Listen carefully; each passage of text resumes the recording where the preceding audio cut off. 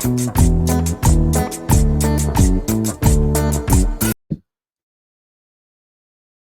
बेटा, हम लोग अब देखेंगे लेक्चर नंबर 3।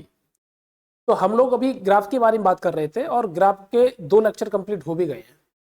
तो उन 2 लेक्चर में हम लोगों ने क्या देखा था, बेसिक मैथमेटिक्स के जो ग्राफ होते हैं जो हमारे काइनेमेटिक्स में यूज होते हैं उनके बारे में हम लोगों ने देखा था। तो कौन कौन से ग्राफ देखे थे एक बार रिवाइज कर लेते हैं। एक ग्राफ देखा था हमारे पास कांस्टेंट ग्राफ कैसे बनता है, एक हमारा जीरो ग्राफ कैसे होता है, एक लीनियर कर्व कैसे होता है, पैराबोला कर्व कैसे होता है, एक्सपोनेंशियली कैसे होता है और साइन कॉस का ग्राफ कैसे बनता है। सॉरी। तो हम लोगों ने इनके बारे में बात कर ली थी। अब इनके एप्लीकेशंस देखेंगे कि किस तरीके से हम लोग इनके ऊपर क्वेश्चंस टैकल करते हैं। देखिए जरा समझिए, जैसे कि अगर हम यहां से बात करें, हमारे पास एक कर्व दिया है, ये टाइम है और ये एक्स है। तो एक्स वर्सेस टी का एक कर्व है। इसमें मैंने बोला कि कांस्टेंट ग्राफ दे दिया गया इसका। तो अगर कांस्टेंट ग्राफ दिया गया है तो मुझे इसका स्लोप के बारे में बात करना है।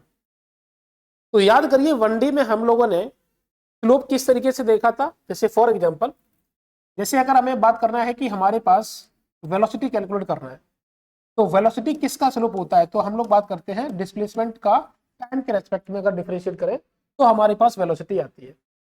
ठीक है। इसी तरीके से एक्सेलरेशन क्या होगा, तो आप बोलोगे सर एक्सेलरेशन को हम dv/dt लिख सकते हैं।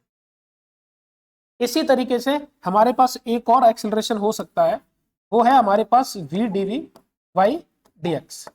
तो ये 3 चीजें हमने पीछे देखी थी कि अगर हम लोग डिफरेंशिएशन करें टाइम के रेस्पेक्ट में तो हम वेलोसिटी भी गेन कर सकते हैं और एक्सेलरेशन भी गेन कर सकते हैं। और साथ में एक और हमने ये देखा था कि एक्स के रेस्पेक्ट में वेलोसिटी का डिफरेंशिएशन करें तो हम एक्सेलरेशन भी ले सकते हैं। तो ये बातें पीछे हम लोग कर चुके हैं 1D में। इसी से रिलेटेड हमें यहाँ पर ग्राफ के बारे में बात करनी है। तो जरा समझिए कि यहाँ पर हमारे पास दिया है एक्स और ये है टी। तो एक्स वर्सेस टी के ग्राफ में कांस्टेंट ग्राफ दिया है।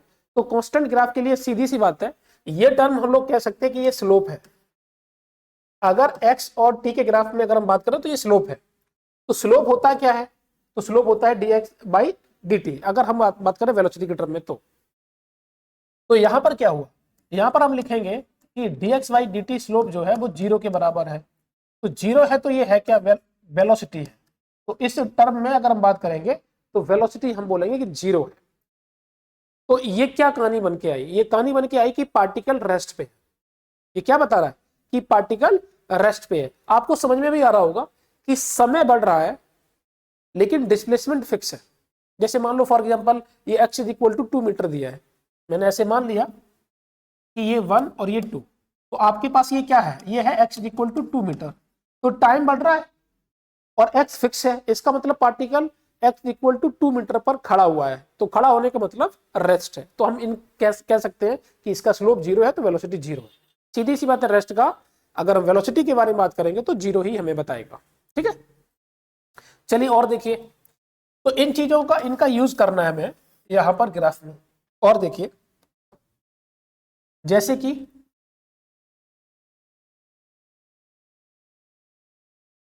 x वर्सेस t के ही ग्राफ पहले देख लेते हैं, फिर हम लोग वेलोसिटी वर्सेस टाइम के ग्राफ भी देख लेंगे। तो हमारे पास दिया है x वर्सेस t में लीनियर कर्व, ये हमारे पास दिया लीनियर। अब अगर लीनियर है तो आप जानते हो ये भी टेंजेंट है और इसका एंगल कुछ ना कुछ बनेगा। तो कुछ ना कुछ बनेगा तो कुछ वैल्यू आएगी। तो आप लिख सकते हो यहाँ पर कि dx/dt को हम लोग यहाँ से tan थीटा भी लिखेंगे, जो कि कुछ ना कुछ वैल्यू आएगी। ये थीटा कुछ ना कुछ होगा, तो ये कुछ होगा। तो थीटा वैल्यू मान लो सपोज यहाँ पर 30 डिग्री दिया थीटा। तो अगर 30 डिग्री दिया तो इसका मतलब क्या हुआ, ये tan 30 और tan 30 की वैल्यू कितनी होती है, 1/√3। तो 1/√3 कॉन्स्टेंट वैल्यू हो गई। तो ऑब्वियस सी बात है कि ये हम अगर बोलेंगे तो यहां से क्या बोलेंगे कि हमारे पास ये v है और जो कि कांस्टेंट है। तो अगर कर्व तुम्हें ऐसे दिखे तो हम इसे बोलेंगे कि वेलोसिटी कांस्टेंट है। अब वेलोसिटी कांस्टेंट है, सीधी सी बात है, जरा समझिए इसको हम समझते हैं। ये डिस्प्लेसमेंट और ये टाइम है। तो समय बढ़ा तो डिस्प्लेसमेंट बढ़ा और टाइम बढ़ा तो और डिस्प्लेसमेंट बढ़ा। तो सीधी सी बात है पार्टिकल मूव तो कर ही रहा है, क्योंकि डिस्प्लेसमेंट हमारा कब बढ़ता है, टाइम के हिसाब से, जब बॉडी चले। लेकिन यहाँ पर एक अच्छी बात यह है कि कांस्टेंट स्पीड से आगे बढ़ रहा है, कांस्टेंट वेलोसिटी से आगे बढ़ रहा है। उम्मीद करता हूं कि आपको बात समझ आई होगी। तो ध्यान रखना कि अगर एक्स वर्सेस टी का अगर कर्व ऐसे दिया तो वेलोसिटी कांस्टेंट हम बोलेंगे। आगे सुनिए, एक और देखो क्वेश्चन। मैंने बोला कि यहां पर आपके पास ये भी एक क्वेश्चन है और ये भी क्वेश्चन है। अगर आप इसे बोलोगे तो क्या बोलोगे? तो देखिए पैराबोला कर्व दिया है। अब पैराबोला कर्व दिया है तो इसका मतलब हम इसे ऐसे लिख सकते हैं कि h is equal to alpha times of T square. तो एक बार डिफरेंशिएशन करेंगे भाई, हमने आपको कल बताया भी था कि इसका जो पैराबोला जो कर्व होता है वो कुछ इस तरीके से बनता है, लेकिन टाइम नेगेटिव हो नहीं सकता। तो आप याद करो कि हमने आपको कल क्या बताया था कि h is equal to t square का कर्व कैसे बनता है। अब मैंने अल्फा से मल्टीप्लाई क्यों कर दिया? क्योंकि कोई भी कांस्टेंट हो सकता है। मैंने ऐसे भाई ऐसे बनाने से ये तो कंफर्म नहीं है ना कि t is equal x is equal to t square का ही ये ग्राफ है। भाई कोई भी हो सकता है, कांस्टेंट कोई भी हो सकता है ना, तो इसलिए मैंने यहाँ पर अल्फा टाइम्स टी स्क्वायर कर दिया है। तो इसका आप डिफरेंशिएशन करेंगे एक बार तो क्या आएगा? वेलोसिटी। तो आप अगर डिफरेंशिएशन करते हो इसका टाइम के रेस्पेक्ट में तो आपके पास आएगा 2 अल्फा टी, जो कि एक लीनियर कर्व हो गया। भाई ये कांस्टेंट ये भी हो गया, आप इसे एम लिख सकते हो। इसे क्या लिखोगे? वी। तो वी इज इक्वल टू क्या बन गया? M t. तो ये क्या है? लीनियर कर्व, इंक्रीजिंग है, टाइम के साथ बढ़ेगा। तो आप बोलोगे कि इसका स्लोप जो है वो हमारे पास वेलोसिटी, और वेलोसिटी जो है वो टाइम के हिसाब से क्या करेगा? इंक्रीज करेगा। तो इंक्रीजिंग वेलोसिटी है। वेलोसिटी कैसी है? इंक्रीजिंग है। बट अगर इसका तुम एक्सेलरेशन निकालो तो बताओ भैया, एक्सेलरेशन क्या था? अगर टाइम वाली बात करें तो हमारे पास है A is equal to D V by D T. तो हमारे पास ये हो गया एम, और एम है कांस्टेंट है। तो इस केस के लिए अगर हम बात करेंगे एक्सेलरेशन कांस्टेंट है, वेलोसिटी इंक्रीज है और एक्सेलरेशन कांस्टेंट है। तो ध्यान रखना इस बात को कि अगर हमारे पास एक्स वर्सेस टी कर्व दिया है, अगर कांस्टेंट कर्व है, जैसे पीछे वाला क्वेश्चन में क्या था?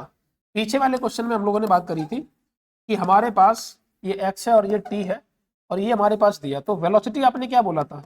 वेलोसिटी जीरो है क्योंकि स्लोप जीरो है। अगर वेलोसिटी जीरो है तो कंफर्म है कि एक्सेलरेशन भी जीरो होगा ही होगा। हमने एक्सेलरेशन के बारे में बात नहीं करी, लेकिन बता दे रहा हूं कि अगर पार्टिकल रेस्ट में ही है तो एक्सेलरेशन किस चीज का? एक्सेलरेशन भी जीरो हो गया, है ना। तो भाई सीधी सी बात है, अगर हम कांस्टेंट का डिफरेंशिएशन करते हैं तो हमारे पास जीरो आता है। तो आपके पास वेलोसिटी बन गई क्योंकि आपका डिस्प्लेसमेंट कांस्टेंट है, और कांस्टेंट का डिफरेंशिएशन करोगे तो वेलोसिटी जीरो दिखाई क्योंकि स्लोप भी जीरो आ गया, है ना। यहां पर अगर हम जीरो का डिफरेंशिएशन करेंगे तो जीरो ही आएगा।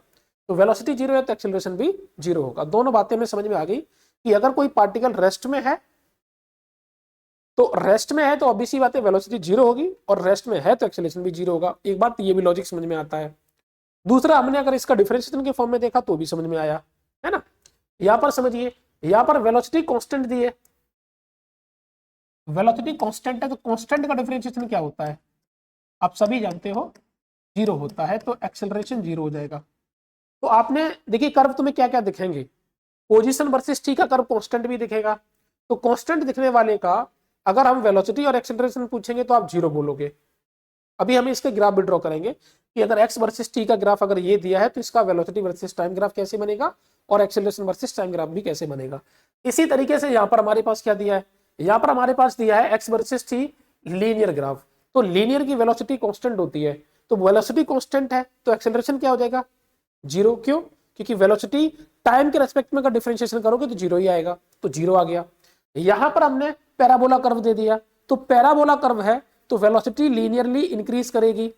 कैसे लीनियरली इंक्रीज करी ये आपको पता चल गया, हमने इसका डिफरेंशिएशन कर लिया। और लीनियर का डिफरेंशिएशन होता है कांस्टेंट, तो आपके पास एक्सेलरेशन आ गया कांस्टेंट जो इज इक्वल टू एम आ गया। मैंने एम किसको माना? 2 टाइम्स ऑफ अल्फा को माना, तो एम मतलब कांस्टेंट हो गया। तो एक्सेलरेशन कांस्टेंट है, वेलोसिटी लीनियर है, और हमारे पास एक्स का जो कर्व है वो कैसा है? वो हमारा कर्व जो दिया है वो दिया है पैराबोलिक। ठीक है, यहां पर ये बातें हमें समझ में आई कि एक्स वर्सेस टी के कर्व जो हो सकते हैं। देखिए किताबों में तुम्हें इसी फॉर्म में ग्राफ दिखेंगे, इससे ज्यादा नहीं दिखेंगे, है ना। जो मैंने आपको पीछे बता ही रखा है कि दोनों लेक्चर में यही बताया है कि किस तरीके से ड्रॉ करते हैं, जरा समझिए। इसमें एक काम कर सकते हैं, जैसे ये 3 कर्व दिए हैं, ये तो तुम्हें समझ में आ गया स्लोप कैसे निकालते हैं इनका। एक और देख लेते हैं स्लोप का। जैसे कि हमारे पास ये दिया है, पोजीशन का ही ले लेते हैं अभी। ये है एक्स और ये है टी। अगर ये कर्व दिया है और पूछा जाए कि बताओ कि हमारे पास वेलोसिटी कैसी होगी। तो बेटा ध्यान रखना इस बात को कि यहां पर हमारे पास जो दिख रहा है वो वेलोसिटी डिक्रीजिंग फंक्शन का है। वेलोसिटी कैसी है, क्योंकि स्लोप हमारा लगातार डिक्रीज करेगा। जरा समझिए, मैं 2 पॉइंट पर टेंजेंट ड्रॉ करता हूं। एक पॉइंट ये है, एक ही हो गया, और एक हमारे पास ये हो गया, ये। तो यहां से क्या पता चला, जैसे पीछे का फंक्शन जो दिया था ये वाला, इसमें कोई पूछता तो वेलोसिटी इंक्रीजिंग था। वेलोसिटी कैसा था, इंक्रीजिंग था। यहां पर वेलोसिटी लगातार आपकी इंक्रीज कर रही थी, कि कर्व आपका ये था। लेकिन कर्व अगर ऐसे होता है तो वेलोसिटी आपके पास क्या होगा, डिक्रीजिंग होगा। जिसे इंक्रीजिंग क्यों है वो भी एक समझते हैं। स्लोप के टर्म में बात करते हैं। जैसे मान लो पॉइंट 1 और पॉइंट 2, पॉइंट 1 पर टेंजेंट ड्रॉ करिए, आपके पास ये आया। पॉइंट 2 पर टेंजेंट ड्रॉ करो तो ये, इस एंगल को θ1 ले लो और इस एंगल को θ2 ले लो। आप जानते हो कि θ2 ग्रेटर देन θ1 है। और θ1 मतलब यहां पर स्लोप के बारे में बात करें, इसका स्लोप लिखोगे dv/dx ऑफ 1 और इसे लिखोगे dv/dx ऑफ 2। सॉरी, यहां पर तो दिया हमें x वर्सेस t का, तो यहां पर क्या बन जाएगा, dx/dt ऑफ 1 और dx/dt ऑफ 2। तो आपको खुद पता होगा कि ये है स्लोप, और इनका मतलब ये हुआ कि dx/dt को हम tan थीटा लिख सकते हैं। तो जिसका थीटा बड़ा उसका tan थीटा बड़ा और उसका स्लोप बड़ा। तो सीधी सी बात है, अगर θ2 बड़ा है तो ये तुम वेलोसिटी 1 लिख सकते हो और इसे वेलोसिटी 2 भी कह सकते हो। तो वेलोसिटी 2 ग्रेटर देन वेलोसिटी 1। तो अब इसी बात है, आपकी लगातार वेलोसिटी बढ़ रही है। यहां पर क्या है, इसको अगर हम बात करें, ये θ1 है और ये θ2 है।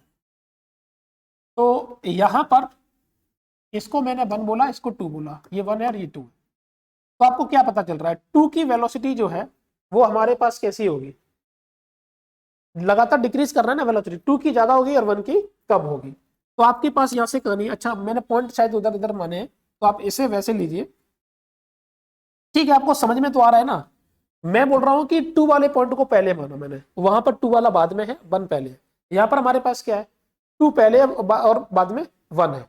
तो वेलोसिटी 2 की ज्यादा है, 1 की कम है। इसका मतलब क्या हुआ, v2 ग्रेटर देन v1। तो पहले आप यहां से यहां पहुंचे, फिर यहां पहुंचे। तो 2 पर पहले पहुंचे, 1 पर बाद में पहुंचे, और वेलोसिटी 2 पर ज्यादा है, 1 पर कम है। इसका मतलब क्या हुआ कि v डिक्रीज किया।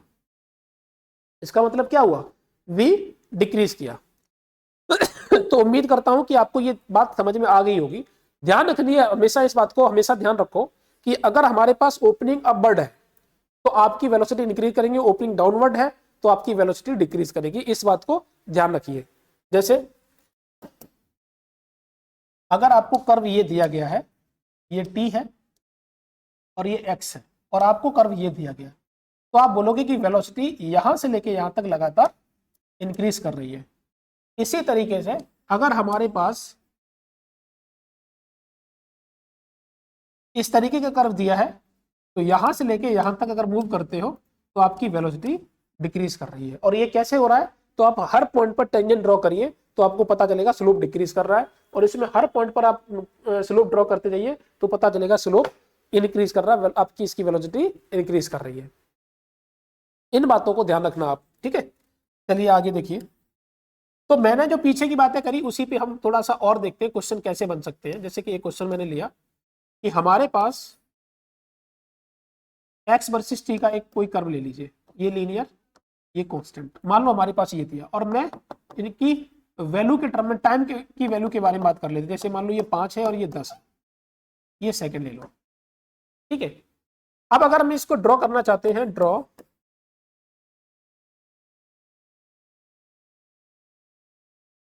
vt एंड at कर्व, तो कैसे करेंगे। तो देखिए भाई साहब,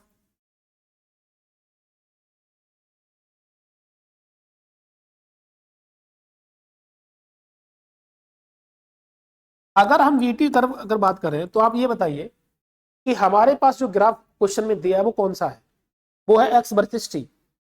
और अगर हमें वेलोसिटी कैलकुलेट करना है तो x और t में क्या करना चाहिए, तो हम बोलेंगे कि आप डिफरेंशिएशन कर दीजिए x का टाइम के रेस्पेक्ट में, तो वेलोसिटी आ जाएगी। तो v is equal to dx by dt। अच्छा यहां पर देखो, हमारे पास जो कर्व दिया है एक्स वर्सेस टी वाला, ये लीनियर कर्व है। तो अगर हमारा पोजीशन जो है वो टाइम के रेस्पेक्ट में जो है लीनियर वेरी कर रही है, तो अगर मैं इसका डिफरेंशिएशन करूंगा तो क्या आना चाहिए? आप बताओ कि अगर हमारे पास लीनियर कर्व दिया है, उसका डिफरेंशिएशन करेंगे तो क्या आएगा? कांस्टेंट, है ना। तो आप लीनियर को ड्रॉ करोगे तो यहां बोलोगे कांस्टेंट। ये आपकी आ गई कांस्टेंट। ये कहां तक आ गया? 5।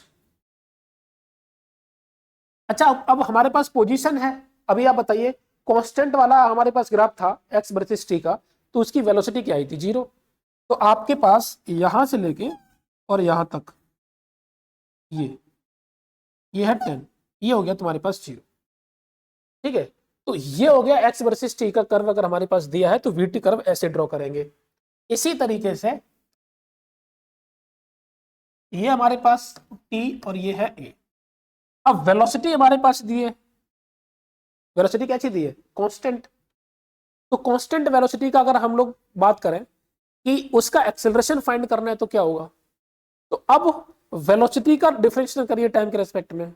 तो अगर वेलोसिटी कांस्टेंट दी है तो एक्सेलरेशन क्या आएगा? 0। तो ये पूरा कर्व ही 0 रहेगा, यहां से लेके यहां तक पूरा ही 0 रहेगा, 5 भी और 10 भी। रीजन, वेलोसिटी 0 है तो 0 का डिफरेंशिएशन है 0, और वेलोसिटी कांस्टेंट है तो कांस्टेंट का भी डिफरेंशिएशन 0, तो पूरा का पूरा 0 रहेगा। ये ग्राफ हो गया। ठीक है, एक और बढ़िया इलस्ट्रेशन ले लेते हैं इसी पर, तो आप इसकी बातें समझ में जाएंगे। देखिए कैसे करना है। देखो, जैसे एक और क्वेश्चन लिया मैंने, ये लीनियर और कांस्टेंट, 5, 10 और 15, और ये है टी सेकेंड, और ये हो गया पोजीशन। अब हमारे पास पोजीशन मैंने जो दिया है, पोजीशन वर्सेस टाइम ग्राफ, उसमें पहला जो 5 सेकंड तक जो हमारे पास पोजीशन चेंज हो रही है वो पैराबोलिक चेंज हो रही है ना। उसके बाद अगर हम बात करें तो 5 से 10 के लिए लीनियर है, और 10 से लेके 15 तक हमारा कांस्टेंट दिया है। हमें फिर से ड्रॉ करना है, draw VT and eighty curve. ठीक है, तो देखिए कैसे करेंगे। अगर हम यहां से बात करें v वर्सेस टी का, तो देखिए हमारे पास ये कैसा है? पैराबोलिक। पैराबोलिक है तो हमारे पास alpha times of T square मान लेते हैं, तो इसका डिफरेंशिएशन करोगे तो क्या आएगा? लीनियर। तो भैया पहले करो लीनियर, ये हो गया लीनियर। फिर दिया लीनियर कर्व, 5 से लेके 10 सेकंड के लिए कैसा है? लीनियर। तो लीनियर का डिफरेंशिएशन कैसा होगा? कांस्टेंट। ये हो गया, तो ये हो गया 5 और ये हो गया 10। उसके बाद यहां से लेके यहां तक आपका होगा 0, 15। लो भैया, वीटी कर्व हमारे पास ये बन गया, क्योंकि ये तो दिया कांस्टेंट, कांस्टेंट का डिफरेंशिएशन 0, तो ये कर्व आ गया। ठीक है, अब आगे सुनिए। अगर मुझे एक्सेलरेशन का ड्रॉ करना है तो कैसे करोगे? तो हमारे पास दिया है ए और ये दिया है टी, तो कैसे करोगे? लीनियर का कांस्टेंट, फिर 0, फिर अगला भी 0 ही है, क्योंकि आपको पता है कि कांस्टेंट का डिफरेंशिएशन भी 0 और 0 का भी 0। तो आपके पास ये बन गया ए वर्सेस टी का। तो उम्मीद करता हूं कि अगर आपको एक्स वर्सेस टी का अगर ग्राफ दिया है, वहां से आपको वेलोसिटी वर्सेस टाइम का ग्राफ ड्रॉ करना हो और एक्सेलरेशन वर्सेस टाइम का ग्राफ ड्रॉ करना हो, तो कैसे करना है वो आपको समझ में आ गया, क्योंकि डिफरेंशिएशन ही हमें करना है हर एक पार्ट का, है ना। तो डिफरेंशिएशन करते जाओगे तो आप वहां तक पहुंच जाओगे। देखिए, एक्स वर्सेस टी का ग्राफ दिया है और वेलोसिटी का ग्राफ टाइम के रेस्पेक्ट में निकालना है, तो आप हर एक सेगमेंट का डिफरेंशिएशन करिए उस ग्राफ का, तो आपको वेलोसिटी वर्सेस टाइम ग्राफ मिल जाएगा। और जो वेलोसिटी वर्सेस टाइम ग्राफ का ग्राफ मिला है, उसका अगर आप तुम्हें ए वर्सेस टी का ग्राफ चाहिए, तो आप वेलोसिटी वर्सेस टाइम वाले के हर एक सेगमेंट का डिफरेंशिएशन करिए, तो आप एक्सेलरेशन वर्सेस टाइम का ग्राफ ड्रॉ कर सकते हैं। चलिए एक और हम लोग आगे देखते हैं। अगर हमारे पास वेलोसिटी और टाइम का ग्राफ दिया है तो कैसे ड्रॉ करोगे? तो चलिए देखिए, हम लोग पहले एक काम करते हैं।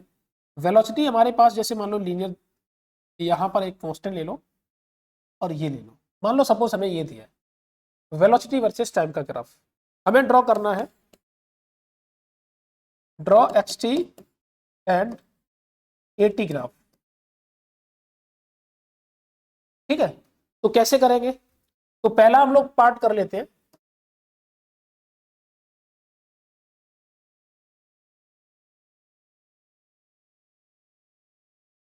पहले हम लोग ड्रॉ कर लेते हैं ए वर्सेस टी का। तो बताइए कांस्टेंट का डिफरेंशिएशन क्या होगा? 0, तो आपके पास 0 आ गया। ये आप इसे टाइम अगर बनाना चाहें तो टाइम बना लीजिए, ये 5 है और ये 10 है।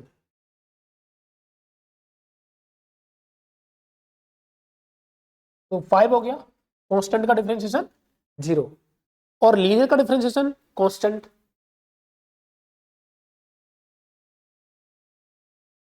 लो भैया, ये आ गया 10 तक। ठीक है, आगे देखिए,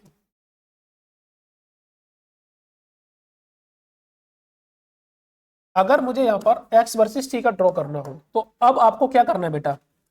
अब आपको करना है इंटीग्रेशन, क्योंकि आप जानते हो कि अगर हमारे पास वेलोसिटी वर्सेस टाइम ग्राफ अगर दिया है और अगर आपको x वर्सेस t का ग्राफ निकालना है तो इसका मतलब इंटीग्रेशन करना है। मैं एक चीज बता देता हूं आपको कि अगर आपको x से v फाइंड करना है और v से a फाइंड करना है तो हम लोग यहां करते हैं डिफरेंशिएशन।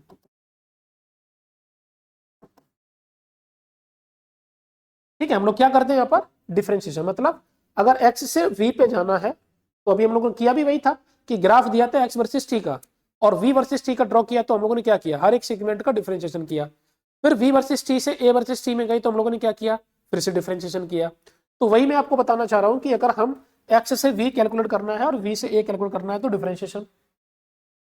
इसका उल्टा करिए, a से v जाना है या v से x जाना है तो आपको करना है इंटीग्रेशन। ये है इंटीग्रेशन।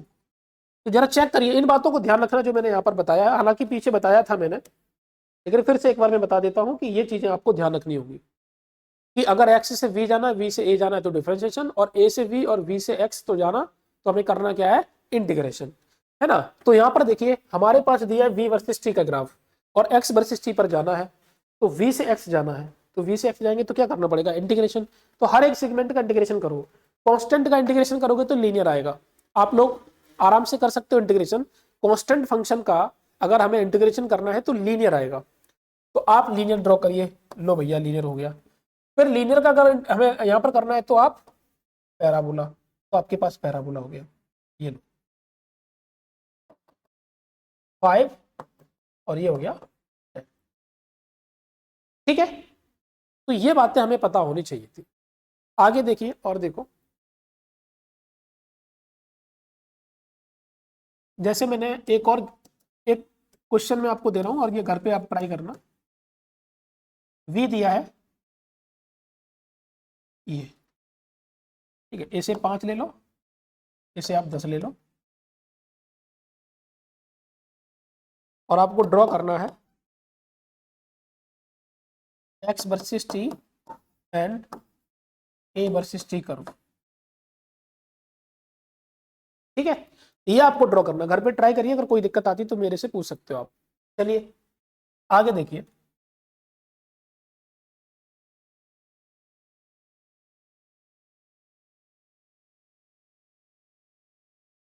अगर हमें a का कर्व दिया है, एक ये, एक ये और एक ये, ठीक है, ये 5, ये 10,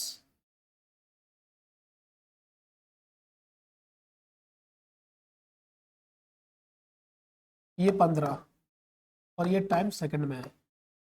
मान लीजिए कुछ हमें इस तरीके से हमें ग्राफ दिया है और इस ग्राफ से हमें बनाना है वेलोसिटी वर्सेस टाइम ग्राफ और डिस्प्लेसमेंट वर्सेस टाइम ग्राफ। तो कैसे ड्रॉ करना है हमें?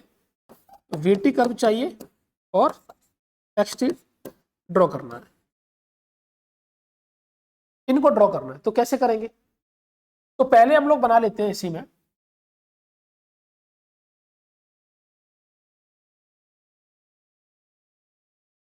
हम लोग यहां पर लिख लेते हैं पहले वीटी। तो एटी से वीटी पे जाने के लिए अभी हमने आपको बताया था क्या करना पड़ता है, इंटीग्रेशन। तो आप बताओ कि हमारे पास एक्सेलरेशन पहला वाला दिया है पॉजिटिव कांस्टेंट, तो पॉजिटिव कांस्टेंट का इंटीग्रेशन पॉजिटिव लीनियर आएगा। तो भैया लो पॉजिटिव लीनियर कर दिया मैंने, पॉजिटिव लीनियर। फिर हमारे पास एक्सेलरेशन जीरो है, तो जीरो का इंटीग्रेशन क्या लिखोगे, कांस्टेंट, ये हो गया। और फिर हमारे पास एक्सेलरेशन क्या दिया है, निगेटिव, निगेटिव कांस्टेंट है, और निगेटिव कांस्टेंट का इंटीग्रेशन भी निगेटिव लीनियर आएगा, है ना। ये बातें तुम ध्यान रखना।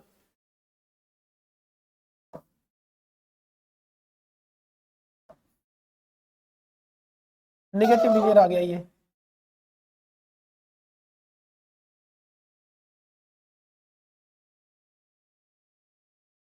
ये आ गया आपका 5, 10 और 15।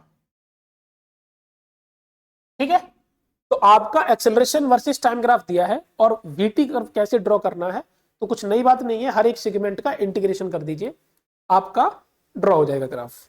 आगे सुनिए, ये टी और ये एक्स, अब क्या करना है, तो वेलोसिटी वर्सेस टाइम ग्राफ आ गया। देखिए डायरेक्ट जंप नहीं लगा सकते आप, जो कौन ये बच्चा डायरेक्ट कर सकता है, जिस बच्चे को थोड़ा सा ये बेसिक ग्राफ आते हैं तो आराम से जंप लगा भी सकता है, लेकिन जो बच्चे सीख रहे हैं तो आप डायरेक्ट कभी ना करें। आप मैंने जिस फॉर्मेट से बताया कि ए वर्सेस टी दिया तो वीटी पहले ड्रॉ करो फिर उसके बाद एक्स ड्रॉ करो, लेकिन जिस बच्चे को समझ में आ जाता है तो वो जानता है कि 2 बार इंटीग्रेशन करना है, तो 2 बार इंटीग्रेशन करना है तो मैं ए वर्सेस टी के ग्राफ को ड्रॉ करने से एक्स वर्सेस टी के लिए 2 बार इंटीग्रेशन करना पड़ेगा। ठीक है, अगर आपको डायरेक्ट यहां पहुंचना है तो क्या करना पड़ेगा, 2 बार इंटीग्रेशन। ठीक है, वो समझ में आ जाएगा धीरे धीरे। चलिए देखिए, हमारे पास लीनियर है, लीनियर का इंटीग्रेशन पैराबोला, पैराबोला फिर कांस्टेंट है तो कांस्टेंट का लीनियर, और फिर नेगेटिव कर्व है तो नेगेटिव में ये आ गया। ठीक है, टाइम आप अपने हिसाब से बना लेना। हमारे पास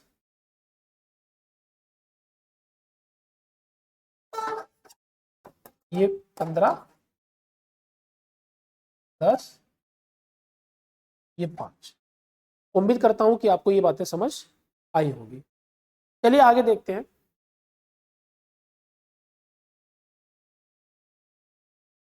ठीक है, तो ये बातें तुम्हें समझ में आ गई होंगी कि कैसे क्या करना है। एक बात ध्यान रखना कि इस तरीके की बात ऐसे तुमसे बहुत कम चांसेस है कि तुमसे ऐसा पूछा जाए कि ए वर्सेस टी ग्राफ दिया है और मान लो ये वैल्यू 10 दी है और ये भी 10 दी है। ठीक है, ये सेकंड और इसे मीटर पर सेकंड स्क्वायर दिया, और आपसे पूछा जाए कि d A by D t at t is equal to 5 second. अब देखिए इसका कोई मीनिंग नहीं है, हालांकि क्वेश्चन पूछ लो लेकिन कोई इसका मीनिंग नहीं बनता। D A by D T कुछ टर्म ही नहीं है ना, तो इसका कोई मतलब नहीं है। हाँ क्वेश्चन में पूछा, अगर पूछ भी लेता है तो कोई बहुत बड़ी बात नहीं है, आपको करना क्या है, इसका स्लोप निकालना है। अच्छा, मैंने पीछे बताया था आपको कि अगर ग्राफ अगर लीनियर दिया है तो लीनियर ग्राफ का अगर हम लोग देखें तो उसका स्लोप जो है उसे D A by D T भी लिख सकते हो, delta A by delta T भी लिख सकते हो। ठीक है, तो आप इसे क्या लिख सकते हो, इस जगह को लिख सकते हो आप, हमारे पास दिया है D A by D T और is equal to delta A by delta T. Linear curve के लिए सिर्फ वैलिड है ये। तो आप क्या करोगे, यहां से ये a2 है और ये a1, तो ऐसे लिख सकते हो a2 माइनस ए वन अपॉन t2 माइनस टी1। आपके पास क्या बन जाएगा, ये आपके पास बन जाएगा यहां से माइनस का 0.10 माइनस का 0 और आपके पास हो जाएगा 1। ठीक है, और ये क्या बन जाएगा आपके पास, अगर इसकी यूनिट लिखना चाहोगे तो मीटर पर सेकंड क्यूब हो जाएगा। उम्मीद करता हूं कि आपको ये बात समझ में आई होगी। देखिए बात समझिए कि वो जो सिग्निफिकेंट चीजें हैं वही आपसे क्वेश्चन में पूछा जाएगा, उल जुलूल की चीजें नहीं पूछी जाएगी। और अगर ऐसा क्वेश्चन बनता भी है तो आपको मैंने बता दिया कि कैसे ये चीजें निकालनी है। अब आगे सुनिए, जैसे कि अगर मान लो तुमसे क्वेश्चन कैसे कैसे इसमें पूछा जा सकता है, और देखिए क्वेश्चन जैसे कि सपोज हमें दिया है एक्स वर्सेस टी कर्व, और इसमें ये ग्राफ दिया है ये 5 और ये 10 और ये है second.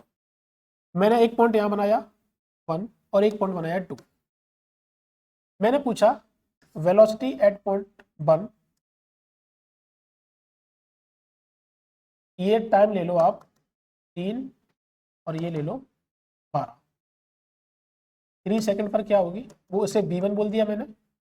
v2 velocity t is equal to 12 second पर क्या होगी वो बताना है।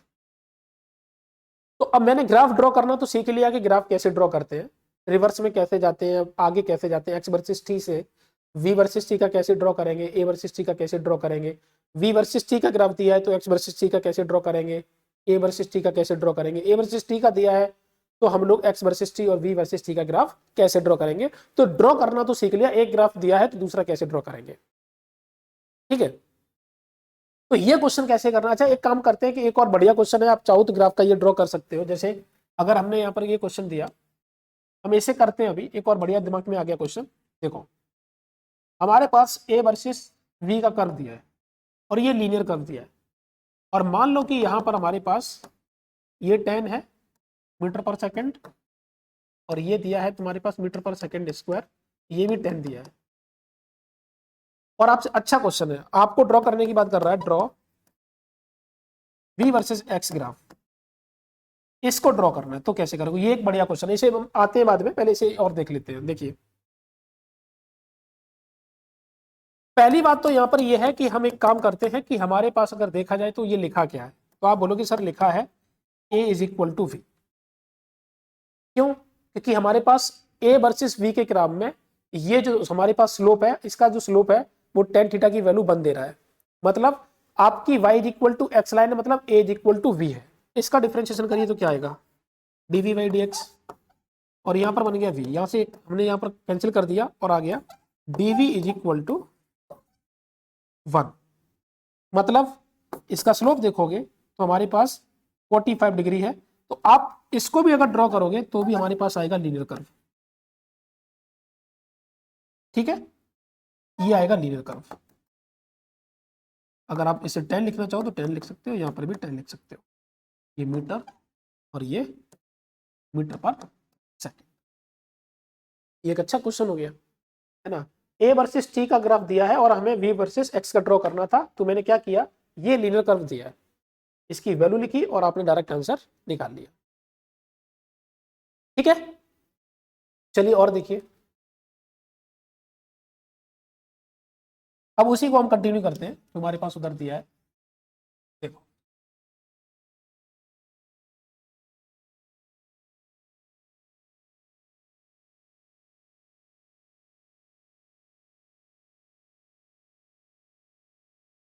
हमारे पास v1 कैलकुलेट करना है t की 3 सेकंड वैल्यू पर, तो कैसे करोगे।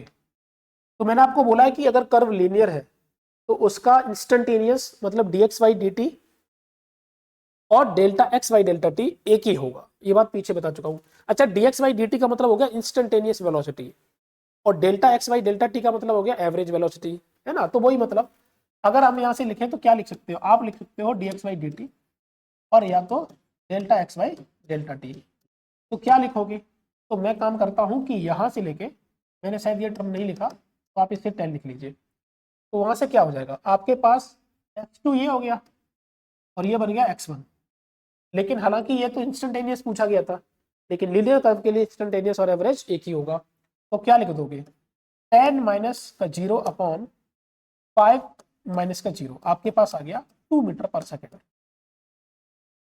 जब v2 अगर आपको निकालना है 12 सेकेंड पर, तो आपके लिए क्या हो जाएगा, अगला यहां से बन जाएगा।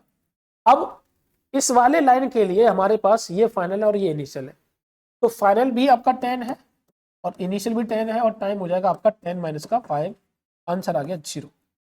पीछे बताया भी था कि कांस्टेंट का ग्राफ हमारे पास जो होता है अगर उसका डिफरेंशिएशन करोगे तो 0 ही आएगा, और x वर्सेस t में अगर कांस्टेंट दिया है तो इसका मतलब वेलोसिटी आपकी 0 आएगी। और लीनियर कर्व में अगर एक्स वर्सेस टी दिया है तो आपका कांस्टेंट वेलोसिटी आएगी। तो वही आया जो मैंने आपको पीछे बताया था। ठीक है, तो ये बातें हमारे पास बेसिक बेसिक बातें समझ में आ गई होंगी आपको, उम्मीद करता हूं। चलिए आगे देखते हैं। जैसे कि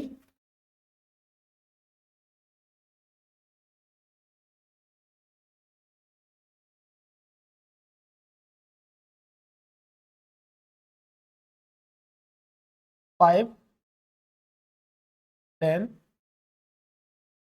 15,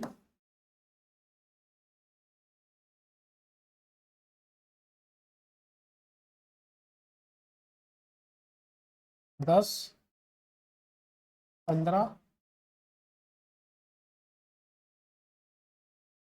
8 वी मीटर पर सेकेंड।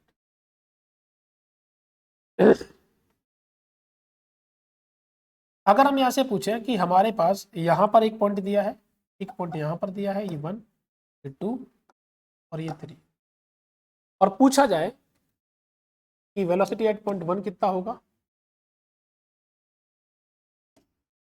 इसका टाइम भी ले लेते हैं। टी की वैल्यू 2 सेकेंड कितना होगा, v2 ले लो, टी की वैल्यू 7 सेकेंड कितना होगा, और v3 ले लो, टी की वैल्यू 13 सेकेंड कितना होगा। तो देखिए इसे करने के लिए क्या करोगे, v1 जो आएगा इसे लिखोगे delta x by delta T. Delta x का मतलब हो गया आप इसको और इसको लिखिए तो हो जाएगा 10 माइनस का 0 अपॉन 5 माइनस का 0, आंसर आ गया 2 मीटर पर सेकेंड। इसी तरीके से इसका लिखो, v2 क्या हो जाएगा, delta x by delta t. तो आप लिखोगे 15 माइनस का 10 अपॉन माइनस का 5, आंसर आ गया 1 मीटर पर सेकेंड। इसी तरीके से v3 लिखोगे तो delta x by delta T लिखोगे, तो डेल्टा एक्स कितना दिया 15, तो 15 माइनस का 8 अपॉन 15 माइनस का 10, आपके पास हो गया 7/5 मीटर पर सेकेंड। तो ऐसे आपके पास, सॉरी, आप यहां पर x का हम लोग बात कर रहे हैं, तो x के बारे में ये दिया है। तो अगर x वर्सेस t का अगर हमें ये दिया है तो हम लोग इस तरीके से कैलकुलेट कर लेंगे। अगर हमें यहाँ पर अगर वेलोसिटी वर्सेस टाइम का ग्राफ दिया हो फिर एक्सेलरेशन के बारे में बात करेंगे तो भी आंसर सेम आएगा। जैसे सपोज